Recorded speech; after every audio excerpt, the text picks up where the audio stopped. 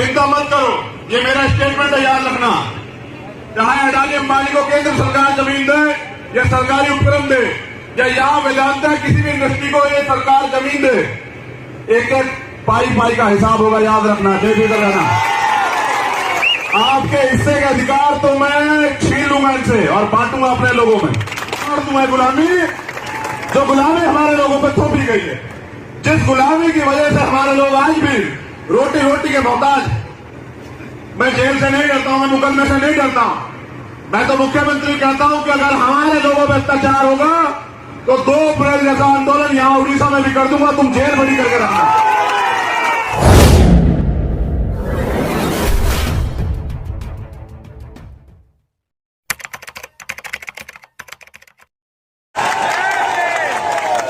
क्या मैं शुरू करूं अपनी बात?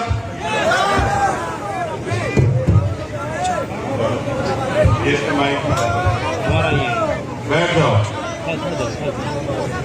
बहुत शांति से बैठ जाओ। अभी तुम लोग जो है अपना दिमाग और ध्यान जो है वो मेरी बातों पर रखो।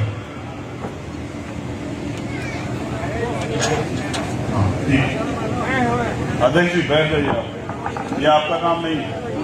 आप नेता हमारे, बैठ जाइए, छोड़ दीजिए वीडियो वगैरह बनाना। ये हम बहुत सारे लोग कर देंगे, रखवा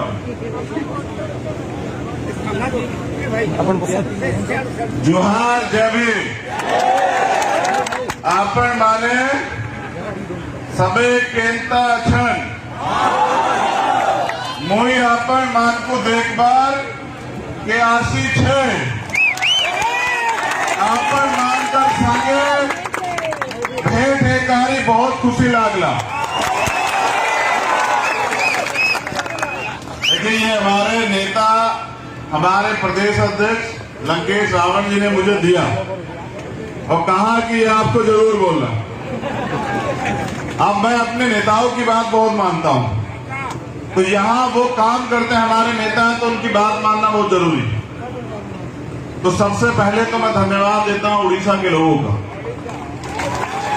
यहाँ उपस्थित इस गर्मी में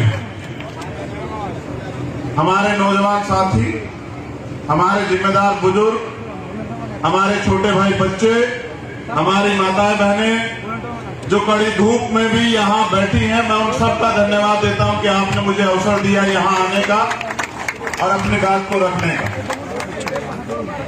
देखिए, मैं भारत के सभी हिस्सों में घूमता हूं, पूरे भारत का कोना कोना जो है वो छानता हूं। तुम लोग ये छोड़ दो ना, काय को कर रहे हो? दूसरे लोग बना बैठो। भीम आर्मी का एक कार्यकर्ता मुझे दिखाई ना दे, जो मुझे डिस्टर्ब करेगा ना वो मेरा कार्यकर्ता नहीं हो सकता है। तो मैं पूरे देश में घूमता हूं और हर 200 किलोमीटर पे भारत की बोली बदल जाती है, रंग बदल जाता है, कद बदल जाता है, खाना पीना खान पान बदल जाता है, भाषा बदल जाती है। लेकिन पूरे भारत में जब मैं जाता हूं तो वंचित वर्ग के लोग, एससी, एसटी, ओबीसी और माइनॉरिटी की समस्याएं नहीं बदलती है, उनका दर्द नहीं बदलता है, उनकी परेशानियां नहीं बदलती हैं, उनकी जो समस्याएं हैं, जिस चुन जाति का वो लोग शिकार है, वो नहीं बदलती। सरकारें बदलती है, कहीं किसी की सरकार है, कहीं किसी की सरकार है। हमारी तो नहीं है। जिस दिन हमारी सरकार होगी तो समस्या नहीं होगी। लेकिन किसी की भी सरकार हो, लेकिन वो सरकारें सिर्फ और सिर्फ हमें वोटर समझ के बड़ी बड़ी बातें करके ठगने का काम करती है। आज भी जो वास्तविक परिवर्तन होना चाहिए था वो नहीं हुआ। जैसे नेताओं के लिए मंच है, नेता लोग मंच पर बैठेंगे और जो लोकतंत्र की मालिक है जनता, जो नेता बनाती है वो जमीन पर बैठे। देखिए कितने नाइंसाफी नेता लोगों के लिए कूलर लगा हुआ है और जो वहां बैठे हैं, जिनकी वजह से हमारा वजूद है, जो धूप में बैठे, जो हमें ज्यादा प्यार करते हैं, जो हमसे ज्यादा उम्मीद रखते हैं, वो गर्मी में बैठे हैं। मैं इस व्यवस्था के खिलाफ। अगर आप परिवर्तन चाहते हैं तो पहला परिवर्तन आपको अपने आप करना पड़ेगा। अगर आप चाहते हैं हवा तो हवा सबके लिए हो, आप चाहते हैं सम्मान तो सम्मान सबके लिए हो, आप चाहते हैं न्याय तो न्याय सबके लिए। अब मैं अपनी बात की शुरुआत करूंगा और मैं आशा उम्मीद करूंगा कि मैंने कूलर आपके लिए नहीं हटवाया उधर, तो उसके आगे मत खड़े हो और तुम लोग पीछे हो जाओ। मुझे सुरक्षा की जरूरत नहीं, बिल्कुल नहीं, बिल्कुल पीछे हो जाओ। मुझे कोई इस मंच से आगे नहीं दिखाई देगा। देखो एक दिन ना एक दिन तो मौत आनी, कैसी सुरक्षा? कोई सुरक्षा नहीं। आपका प्यार, आपका आशीर्वाद, आपका विश्वास बहुत है मेरे जीवन के लिए। चाहे जीवन छोटा हो, लेकिन मैं इस जीवन को टिकाऊ बना के रखूंगा, बिकने नहीं दूंगा, स्वाभिमानी बना के रखूंगा। ये हमारे कुछ नेताओं के नाम है जो यहां काम करता है, मैं उनका नाम पढ़ देता हूं। धीरज सिंह, विकास बोध, शांतनु, निहार, जगदीश, बंटी, जीतू, धनंजय, उमाकांत, लाबा, सुना, आकाश, आशीष, प्रदीप, चीनू, जगजीवन, राजेश दास, कमल, अभय, नरेंद्र और एक नाम और है, ये क्या नाम है? 18वां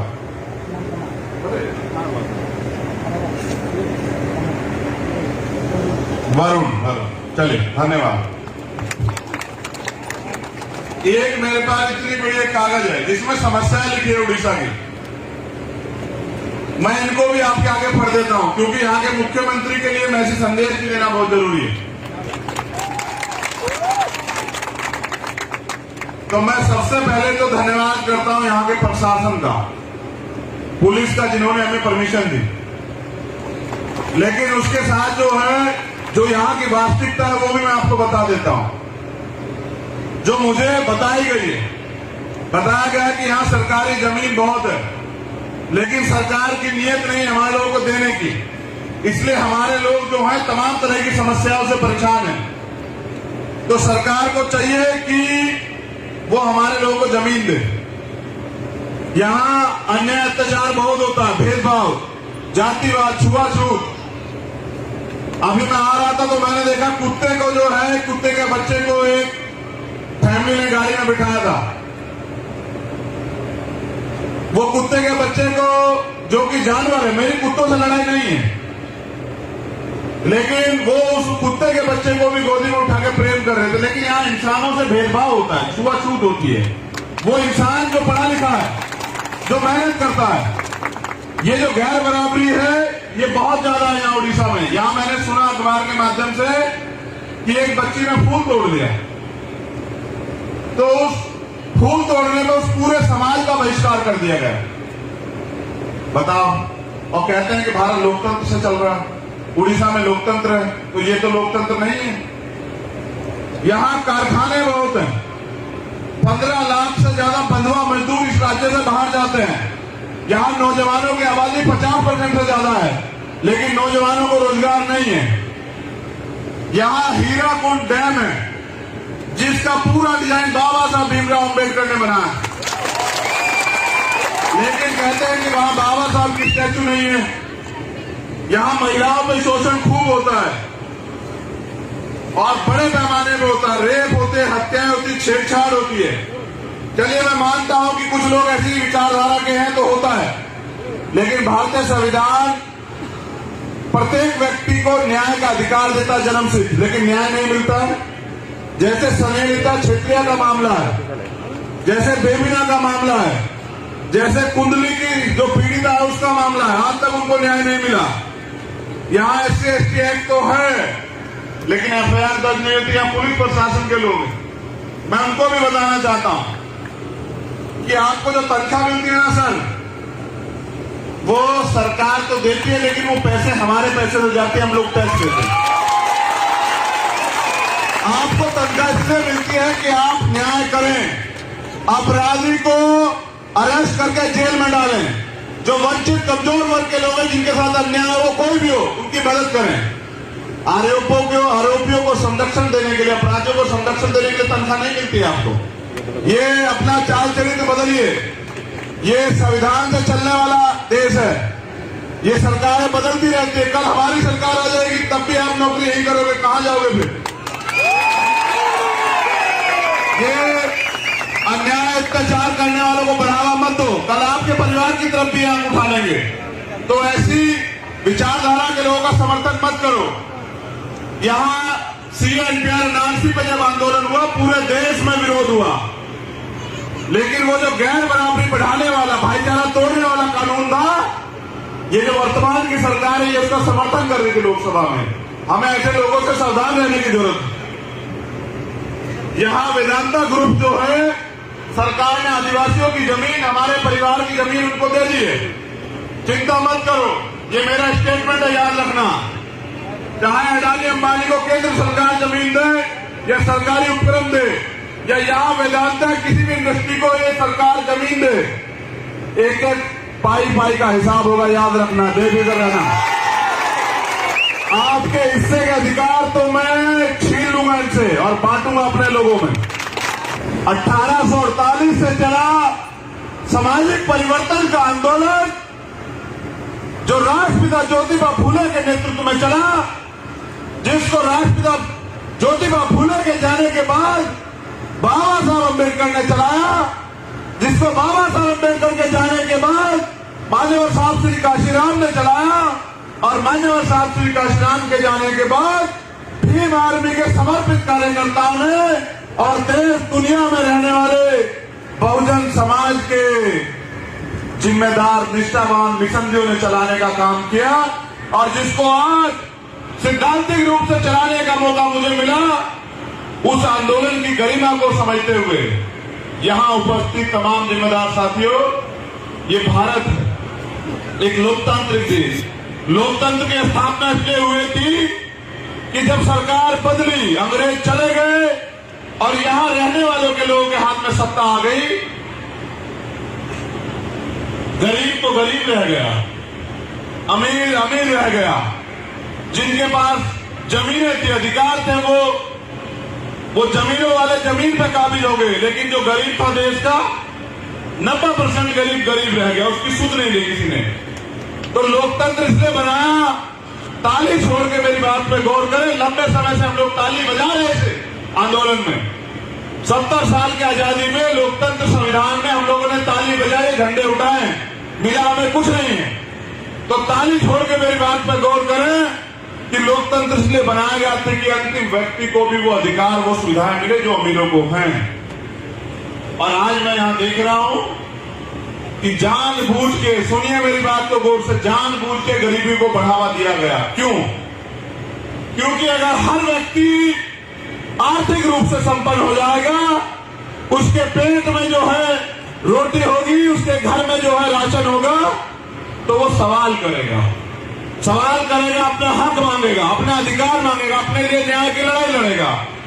तो ये जो सरकारें हैं किसी की भी, ये सरकारें चाहती हैं कि गरीब बना रहा है, वो अगले दिन अगर सोचे भी तो रोटी के लिए सोचे, वो सोचे भी तो अपने बच्चों की पढ़ाई के लिए, फीस के लिए सोचे, वो सोचे भी तो अपने बच्चों के इलाज के लिए सोचे, वो सोचे भी तो मकान बनाने के लिए सोचे।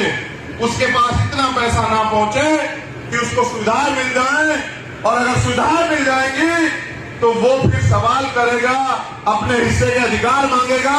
उनके हिस्से के अधिकार आपको ना देने पड़े, इसलिए इनको रोटी में उठा के रखें। देखो, हम यहां गुलाम पैदा जरूर हुए होंगे, लेकिन गुलाम मरेंगे नहीं, क्योंकि जिस समाज को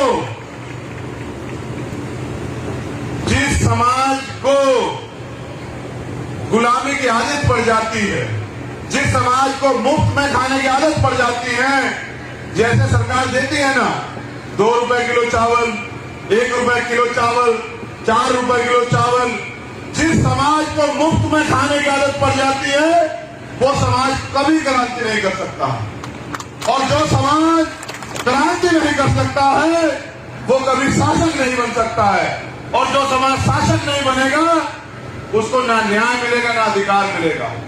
और जिस समाज के पास शासक जिम्मेदारी नहीं होगी, शासक वर्ग जो समाज नहीं होगा, उनकी बहन बेटियों के साथ अन्याय अत्याचार जारी रहेगा। उनका सामाजिक बहिष्कार भी होगा, मूछें रखने पे उनकी हत्याएं भी होंगी, घोड़ी पे चढ़ने पे उनको बेइज्जत भी किया जाएगा, आगे बढ़ने पे उनके रास्ते रोके भी जाएंगे, उनको तमाम तरह से तड़फाया जाएगा, पिछाड़ा जाएगा। ये उन लोगों के साथ होगा जो शासक वर्ग नहीं होंगे। बाबा साहब अम्बेडकर ने जिस दिन वोट का अधिकार आपको दिलाया ना, वन वोट मैन बल्ले, राष्ट्रपति की वोट का भी वही कीमत है और आप गरीब आदमी की वोट की भी वही कीमत है, मेरी माँ बहनों की वोट की भी वही वैल्यू है। तो जब उन्होंने वोट का अधिकार दिलाया तो उन्होंने हंसते हुए पता है क्या कहा कि आज मैंने रानी का पेट काट दिया है, आज मैंने रानी का पेट चीर दिया है, आज के बाद राजा जो है वो आपकी वोट से तैयार होगा। तो भारत के अंदर और उड़ीसा में 90% बहुजन समाज के लोग, जो SC ST OBC माइनॉरिटी के जो लोग हैं, उनका राज आएगा। मगर राज तो आपका नहीं आया भाई। क्यों नहीं आया? इसलिए नहीं आया क्योंकि राज को छीनने की चेतना आपके अंदर जागरूक नहीं हुई। राज होता क्या? राज होता है इस देश पे आपका हक अधिकार, इस देश के सिस्टम पे आपका हक अधिकार, और वो मांगने से नहीं मिलेगा। आप सोचिए, जो अधिकार आपके छीन गए हैं उनको वापस लेने के लिए आपको आंदोलन करना पड़ता है, कुर्बानी देनी पड़ती है। आप राज व्यवस्था छीनने की बात कर रहे हैं, आप सरकार बनाने की बात कर रहे हैं, इसमें तो तमाम मुसीबतें हैं। ये लोग आपकी हत्याएं भी करेंगे, आप पे झूठे मुकदमे भी करेंगे, आपकी सभाएं भी कैंसिल कराएंगे, आपको पीटेंगे भी। तो मांगने से तो राज नहीं मिलेगा, राज को छीनने के लिए लड़ना पड़ेगा, और लड़ने के लिए भाई पढ़ना पड़ेगा। समझ रहे नहीं समझ लो? पहले अपनी पढ़ाई को मजबूत करो, और पढ़ाई को मजबूत करके इस देश में जो राज व्यवस्था है, जहां गरीब का बेटा भी नेता बन सकता है। क्या तुम में से कोई गरीब का बेटा नेता बना? बताओ, बना या नहीं बना? क्यों नहीं बना? आपका भाई नहीं खड़ा है क्या आपके सामने? ये भी तो आपके तरह गरीब का बेटा है। देखो सुनो, मेरे पिताजी प्राइमरी स्कूल के हेडमास्टर थे, और उनको नौकरी मिली बाबा साहब के दिए गए आरक्षण से। अगर आरक्षण ना होता तो आज चंद्रशेखर ना होता। तो जब मेरे पिताजी को नौकरी मिली तो उन्होंने अपनी सारी ताकत मुझे पढ़ाने पे लगाई, और जब मैं पढ़ा, मैंने मूवमेंट को जाना, मैंने महापुरुषों का इतिहास पढ़ा, मैंने लाठियां खाई, जेल झेली, लेकिन जब मैंने 16 महीने पहली बार जेल काटी ना, मैं हर एक रात ये जाग के जो है ना सोचा करता था कि मुझे कभी मौका मिलेगा तो मैं ये गुलामी अपने लोग की काट, जड़ से काट दूं। मैं गुलामी, जो गुलामी हमारे लोगों पे थोपी गई है, जिस गुलामी की वजह से हमारे लोग आज भी रोटी के मोहताज। देखिए, हर एक दिन मैंने सोच के काटा कि मैं मौत से नहीं डरता हूं, मैं जेल से नहीं डरता हूं, मैं मुकदमे से नहीं डरता हूं। मैं तो मुख्यमंत्री कहता हूं कि अगर हमारे लोगों पर अत्याचार होगा तो 2 अप्रैल जैसा आंदोलन यहां उड़ीसा में भी कर दूंगा, तुम जेल बंदी करके रखना। क्योंकि मेरे ऊपर जिम्मेदारी ज्यादा है, इसलिए उड़ीसा कम आता हूं। मैं पहली बार उड़ीसा भले आया, लेकिन आखिरी बार नहीं आया हूं। मैं बार उड़ीसा आऊंगा, क्योंकि आज आपने साबित कर दिया कि उड़ीसा के लोग परिवर्तन चाहते हैं। तो जब मैं जेल में था तो रोज ये सोचा करता था कि भाई ये कैसी जिंदगी, जहां ना तो बोलने का अधिकार है, ना ही घूमने का अधिकार है, ना ही चलने का अधिकार है, ना ही जो है वो अधिकार जो संविधान देता है वो अधिकार है। तो भाई ये कैसी जिंदगी, तो गुलामी है।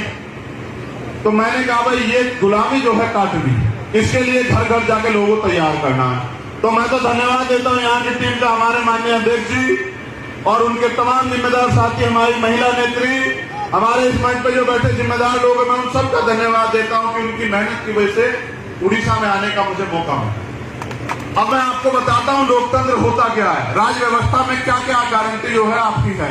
मेरी बात को गौर से सुनना अध्यक्ष जी आपकी।